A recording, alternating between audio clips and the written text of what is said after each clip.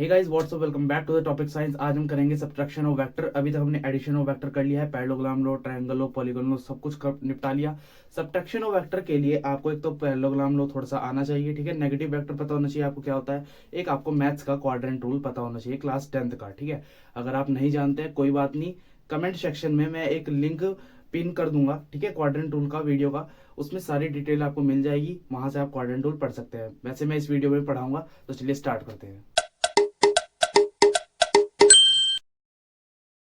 तो देखिए, subtraction of vector पढ़ने से पहले हमें कुछ इंपॉर्टेंट पॉइंट पता कर लेने हैं आज के टॉपिक के लिए, ठीक है। हमारा फर्स्ट चीज़ है, जब हम cos 180 माइनस थीटा इक्वल होता है माइनस कॉस थीटा के, ठीक है।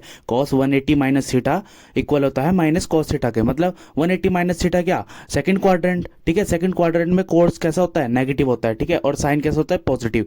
तभी साइन 80 माइनस थीटा क्या है, साइन थीटा पॉजिटिव का, ठीक है। बस ये दो बात थी, ये आज के लेक्चर में आपको यूज करनी है। और थर्ड बात है, आपका नेगेटिव वेक्टर आपको पता होना चाहिए क्या होता है। देखिए नेगेटिव वेक्टर क्या लिखा है मैंने, negative vector of a given vector is a vector of same magnitude. मतलब दो वेक्टर हैं आपस में, उन दोनों का सेम मैग्नीट्यूड है बट उनकी डायरेक्शन अपोजिट है। लाइक इन द फिगर, एक वेक्टर की इधर वेस्ट में डायरेक्शन है, एक वेक्टर की नॉर्थ में डायरेक्शन, ये एक दूसरे के अपोजिट है। बस ये चीज थी। तो चलिए स्टार्ट करते हैं सब्ट्रैक्शन ऑफ वेक्टर। देखिए, आपने सब्ट्रैक्शन ऑफ वेक्टर को समझने के लिए सबसे पहले आपको एडिशन ऑफ वेक्टर आना चाहिए। एडिशन ऑफ वेक्टर क्या था, फॉर एग्जांपल आपको दो वेक्टर्स गिवन है, ए वेक्टर एंड बी वेक्टर, ठीक है। आपको जब इसे दोनों को प्लस करना होता आप क्या कर लेते थे, पैरेललोग्राम लो लगाते थे। कैसे, इन बी को पैरेलल शिफ्ट करके इनकी टेल से टेल मिलाते थे। पैरेललोग्राम की एक इंपॉर्टेंट बात है, जो दोनों वेक्टर्स की टेल से टेल मिली रहनी चाहिए, ठीक है। फिर इनके इनिशियल पॉइंट से, को इनिशियल पॉइंट से एक रिजल्टेंट ड्रॉ करते थे, ठीक है। और पैरेललोग्राम अपना पूरा कर लेते थे, इमेजिनरी पैरेललोग्राम, ठीक है। ये ऐसा होता था रिजल्टेंट। अब ये जो लाइन आपने ड्रॉ करी है इसको हम कहते थे रिजल्टेंट। अब अगर हमें रिजल्टेंट का मैग्नीट्यूड निकालना हो तो हम क्या करते थे, बताओ जल्दी बताओ। रिजल्टेंट का मैग्नीट्यूड निकालना क्या करते थे, रिजल्टेंट की ये जो लाइन है ना, इसकी इसकी लेंथ मेजर कर लेते थे, ठीक है। इसकी लेंथ हमें क्या दे देती थी, magnitude of resultant. And direction कैसे पता करते थे, डायरेक्शन, ये जो जितने एंगल पे ये रिजल्टेंट ए वेक्टर से ऊपर है, ठीक है, जितना एंगल बन रहा है ए वेक्टर और आर वेक्टर के बीच में, इसको हम कह देते हैं अल्फा। और ये अल्फा ही हमें डायरेक्शन ऑफ रिजल्टेंट दे देता था, ठीक है। इसके लिए हमने दो फॉर्मूलाज भी ड्राइव किए थे कि R square equals to A square plus B square plus 2ab cos theta. अब ये ए क्या है, ए है ए वेक्टर का मैग्नीट्यूड है, खाली मैग्नीट्यूड, ठीक है। डायरेक्शन नहीं है इसमें, खाली मैग्नीट्यूड है। ये भी खाली मैग्नीट्यूड है बी वेक्टर का, ये भी दोनों मैग्नीट्यूड है। अब ये जो थीटा है, ये दो वेक्टर्स के, टू वेक्टर्स के बीच का एंगल है, ठीक है, बीच का एंगल है। मतलब ये पूरा का पूरा एंगल यहाँ पर थीटा आएगा। फॉर एग्जाम्पल अगर यहाँ 60 डिग्री है ये पूरा का पूरा एंगल, तो यहाँ पर भी 60 आएगा, cos 60, ठीक है। आपने ये ड्राइव करा था हमने पिछली वीडियो में। और डायरेक्शन निकालने क्या था formula, tan alpha equals to B sine theta upon A plus B cos theta, ठीक है। ये था हमारा फॉर्मूला अल्फा निकालने का। तो जब ये दो फॉर्मूले हमने डिराइव किए थे, ठीक है। अब मैं थोड़ी सी और जानकारी आपको देता हूँ। जब भी हम कभी दो वेक्टर्स को प्लस करते हैं हमारे पास क्या आता था, रिजल्टेंट आता था, ठीक है। अब आपको सीखना है सब्ट्रैक्शन ऑफ वेक्टर्स, ठीक है। सब्ट्रैक्शन ऑफ वेक्टर का मतलब ए माइनस बी इक्वल्स टू, अब अगर हम दो वेक्टर्स को कभी माइनस करें, पहली बात तो ये बात गलत है, दो वेक्टर्स कभी भी माइनस हो ही नहीं सकते, सब्ट्रैक्ट हो ही नहीं सकते, ठीक है। आप एक पॉजिटिव वेक्टर को दूसरे नेगेटिव वेक्टर के साथ प्लस कर सकते हैं।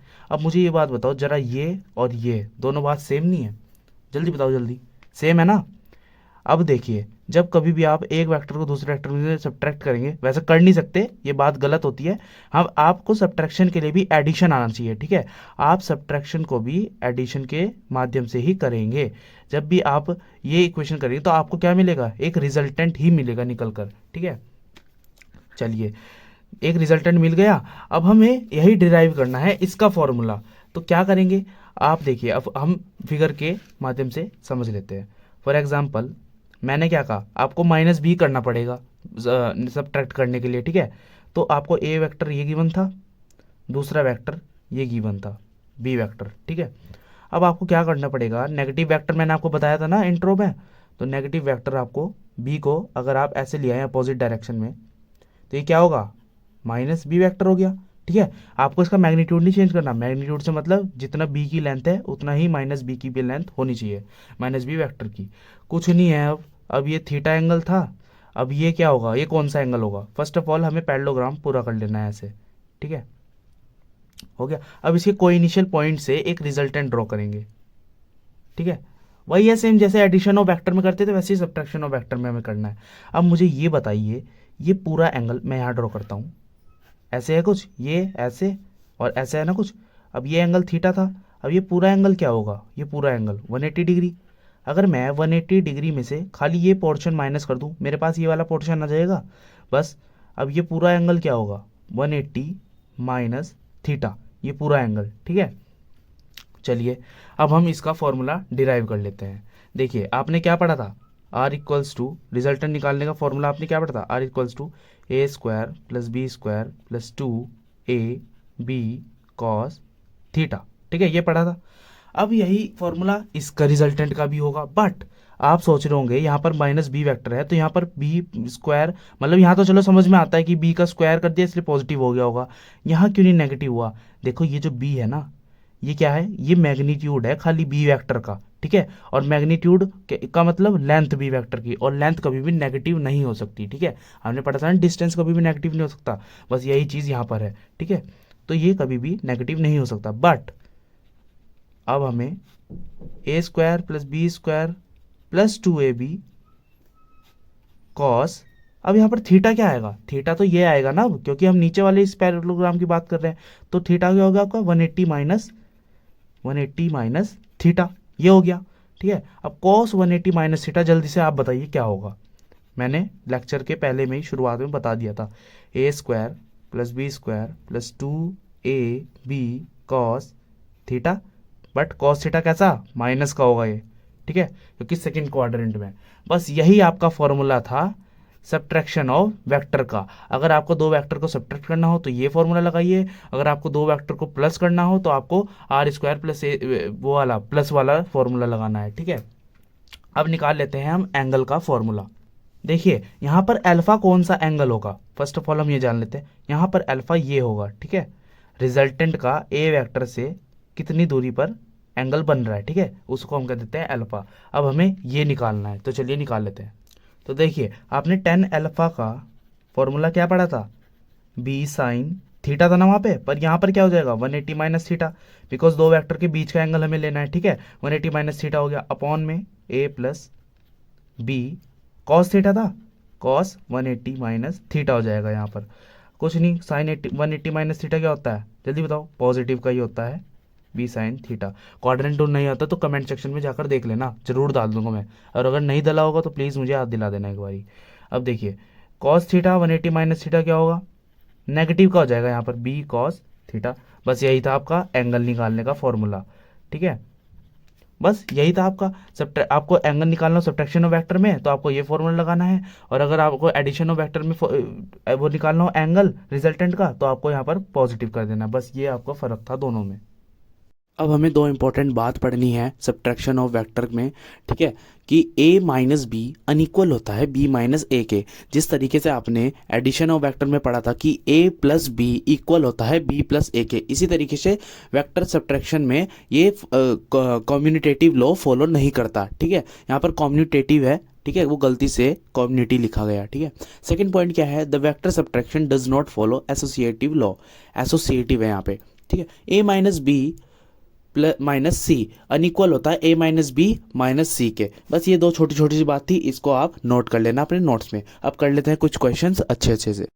तो हमारा फर्स्ट न्यूमेरिकल है कि two vectors A and B are such that A plus B equals to A minus B.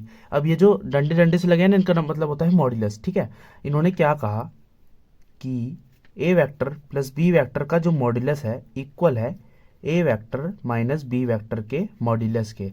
तो आप बताइए कि इन दोनों के बीच का एंगल क्या होगा। ठीक है, ए और बी के बीच का एंगल क्या होगा। ठीक है, देखो A plus B, first of all मैं आपसे पूछता हूँ A vector plus B vector किसके इक्वल होता था, रिजल्टेंट के, और इनका मॉड्यूलस इनके मैग्नीट्यूड मतलब।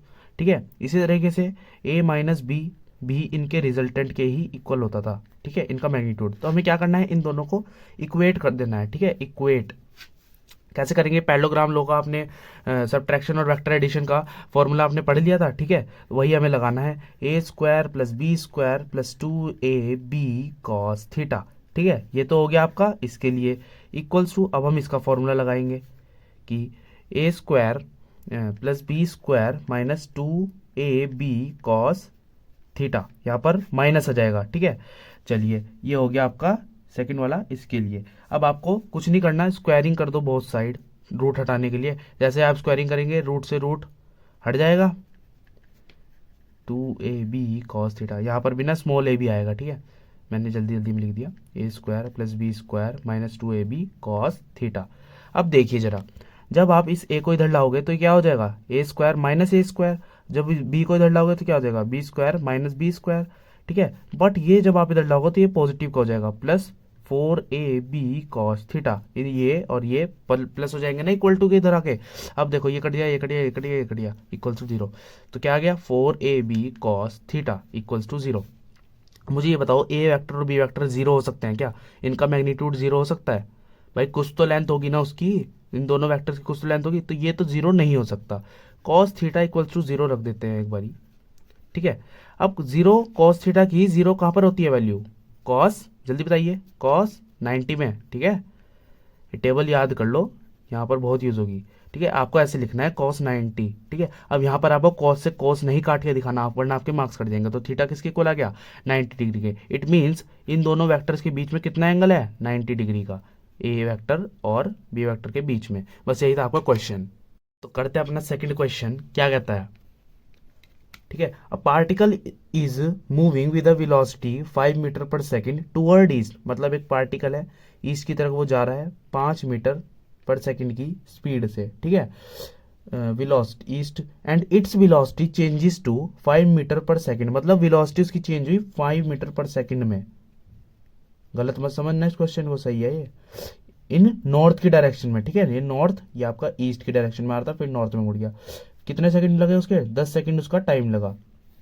अब देखो जरा, यहाँ पर स्पीड तो चेंज नहीं हुई बट वेलोसिटी तो चेंज हुई है। कैसे चेंज हुई, वेलोसिटी में देखो, यहाँ पर देखो, वेलोसिटी में आपका एक मैग्नीट्यूड होता है, एक डायरेक्शन होता है। क्यों होता है, बिकॉज ये एक वेक्टर क्वांटिटी है। देखो मैग्नीट्यूड तो चेंज नहीं हुआ, यहाँ पे 5 है, यहाँ पे 5 है, बट डायरेक्शन तो चेंज होगी, ऐसे गया फिर नॉर्थ में नहीं चला गया वो, तो वेलोसिटी आपका चेंज हो गया।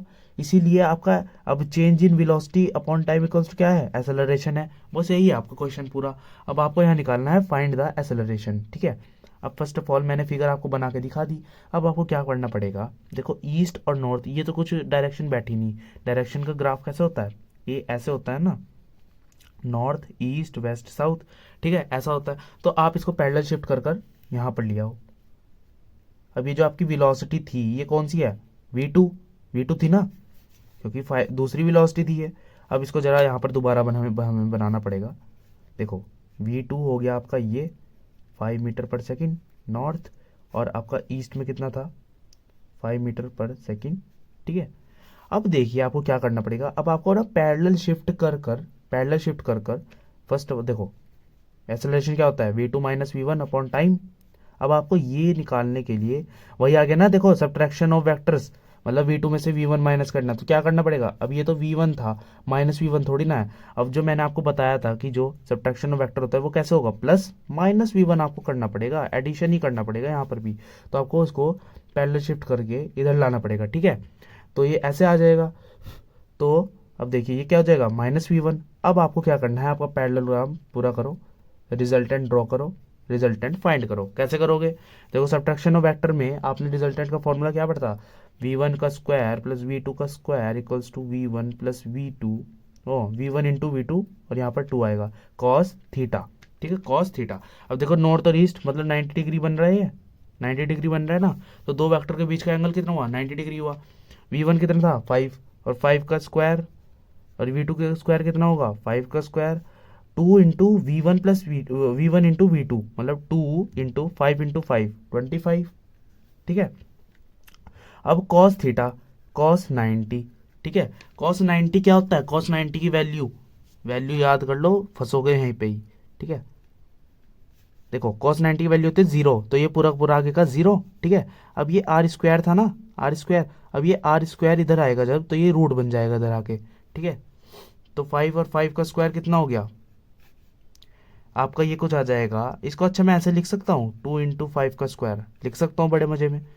तो देखो √2 तो अंदर रह जाएगा और ये स्क्वायर से इसका कट जाएगा, 5 बाहर आ जाएगा। तो आपका ये क्या हो गया, रिजल्टेंट, ठीक है। बस यही आपका, अब आपको खाली इसको रिजल्टेंट को फॉर्मूले में पुट करना है, ठीक है। ये आपका रिजल्टेंट आ गया, वो दिख नहीं रहा था क्या, देखो ये आपका रिजल्टेंट आ गया। अब आपको इसको एक्सेलरेशन वाले फॉर्मूले में पुट करना है। इस फॉर्मूले में कैसे करोगे, एक्सेलरेशन इक्वल्स टू v1, ये आपने वैल्यू निकाली ना इस पूरे ऊपर की, तो 5/√2 अपॉन टाइम क्या आपका 10 सेकंड आपको गिवन था कि 10 सेकंड में उसने नॉर्थ की तरफ मुड़ा था वो, तो 5 1 जा 5 2 जा, एक्सेलरेशन इक्वल्स टू √2, और ये 2 का आप ऐसे लिख सकते हो √2 × √2, ठीक है। एक √2 से एक √2 गया, एक्सेलरेशन कितना गया 1/√2, ठीक है। एक्सेलरेशन तो ये आ गया, बट आपको डायरेक्शन भी तो फाइंड करनी है। यहाँ पर डायरेक्शन आपको फॉर्मूले से नहीं निकालनी है, ठीक है, क्योंकि डायरेक्ट आपको ऐसे बता सकते हैं, ऑप्शन में ये गिवन है नॉर्थ और ये इधर क्या है वेस्ट, ठीक है। -v1 तो इधर की तरफ है ना, तो नॉर्थ वेस्ट इसकी डायरेक्शन हो जाएगी। एक्सेलरेशन ये मीटर स्क्वायर और नॉर्थ वेस्ट इसकी डायरेक्शन है। बस यही था आपका क्वेश्चन। अब एक क्वेश्चन आपको होमवर्क भी देना है, ठीक है। ये क्वेश्चन आपका होमवर्क है, इसका आंसर मैं बता देता हूँ आपको, √3 है। थोड़ा सा बता देता हूँ कैसे सॉल्व होगा। देखो, if the sum of 2 unit vectors, मतलब यूनिट वेक्टर का क्या, जिसका मैग्नीट्यूड 1 होता है, ठीक है, वो खाली डायरेक्शन बताता है, यूनिट वेक्टर उसका 1 होता है, ठीक है। Then what is the difference between them, आपको a - b निकालना है, और आपको a + b बता दिया क्या है, 1 है, ठीक है। और इसका आंसर क्या है, सी पार्ट है, √3। अब आप इसे सॉल्व करना, कोई प्रॉब्लम आती है कमेंट में बता देना। तो ये देखिए फ्रेंड्स, अब तक हमने क्या कवर कर लिया, हमने ये बता दिया था आपको वेक्टर क्या होता है, इंपॉर्टेंस बता दी थी, फ्यू डेफिनेशन बता दी थी, मतलब मॉड्यूलस कैसे निकालते हैं, यूनिट वेक्टर कैसे निकालते हैं, वो सब है इसमें, ठीक है। ये अभी आपका रहता है, ये अभी पेंडिंग है, ठीक है। और ये पेंडिंग है, ये पेंडिंग है, ये मैंने आपको बता दिया, ठीक है। वेक्टर ये भी अब बात आपको बता दी है, ठीक है, ये भी बता दी है। एनालिटिकल मेथड का मेरा अलग से एक पार्ट है, वेक्टराइजेशन ज्योमेट्रिकल मेथड से अलग पार्ट है। ये रहता है, ये रहता है, ये रहता है, ये आज आपको बता दिया, ठीक है। और रेजोल्यूशन ऑफ वेक्टर हमारा अगला पार्ट होगा, आपका कार्टेशियन प्लेन में अगला पार्ट हो। काफ़ी सारा मतलब पोर्शन हमारा कवर हो चुका है, थोड़ा सा पोर्शन बचता है। मात्र 5 से 6 वीडियो और आएंगी, और उसमें आपको वेक्टर ऐसा हो जाएगा कि आप बीएससी लेवल का वेक्टर कर जाएंगे। तो फ्रेंड्स, हमने कवर कर लिया सबट्रैक्शन ऑफ वेक्टर। अगली वीडियो में करेंगे resolution of vector, unit vector, और आपका presentation of vector in Cartesian plane, ठीक है। IJ के आपने पढ़े होंगे ना, वो इस अगली वीडियो में होंगे रेजोल्यूशन ऑफ वेक्टर में, ठीक है। तो इसी के साथ करते हैं वीडियो को एंड। कोई प्रॉब्लम आती है आप कमेंट कर सकते हो। Thank you so much for watching, bye.